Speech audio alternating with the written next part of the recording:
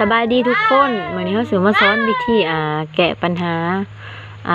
Facebook Story บ่มีเพลงไทยเนาะมีแต่เพลงภาษาตอนแรกเราเข้าไปที่ Facebook เลยเนาะเราเข้าไปที่รายงานตัวที่ว่าเพลงมันบ่มีเสียงเนาะเอาไปรายงานมันจะเป็นจังซี่เนาะมันจะบ่มีเพลงเนาะจะบ่มีเพลงไทยเลยให้เฮาเฮ็ดทำหน้าที่บันทึกภาพไว้เนาะบันทึกภาพตัวที่ว่าเฮาจะไปรายงานเนาะกดออกก่อนเด้อทุกคนตอนแรกนี้สำหรับ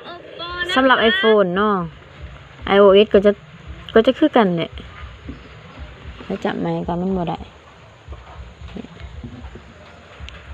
เฮาเข้าไปที่3ขีดที่รุมนี่เนาะในเดือนขึ้นคือบริล็อกเดือนขึ้นคำว่าความช่วยเหลือและการสนับสนุนเนาะจำเข้าไปนะมักสิมีคำว่ารายงานเนาะทุกคนเนาะรายงานไปตอนนี้เราเขย่าก่อนเนาะมาจากไหนเน็ตไปก่อน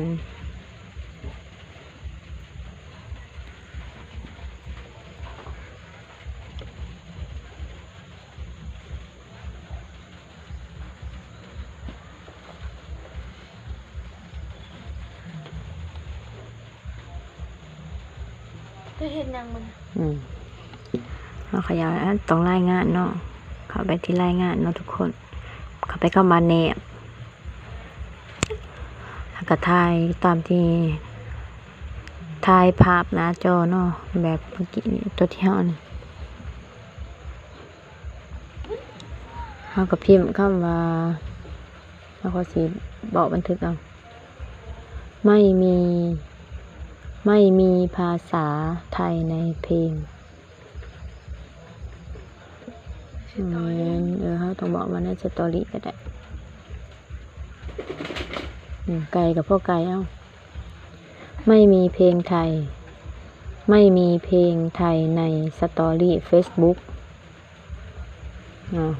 มาพิมพ์ตามนี้ทุกคนเนาะแล้วก็ส่งออกไปมันจะบ่คือกันเนาะบางคนก็เป็นเดือนพุ่นหรือว่า 2-3 มื้อก็ได้มันก็จะแตกต่างกันเนาะเฮาก็ใจเย็นๆก่อนเด้อทุกคนว่ามันเคยได้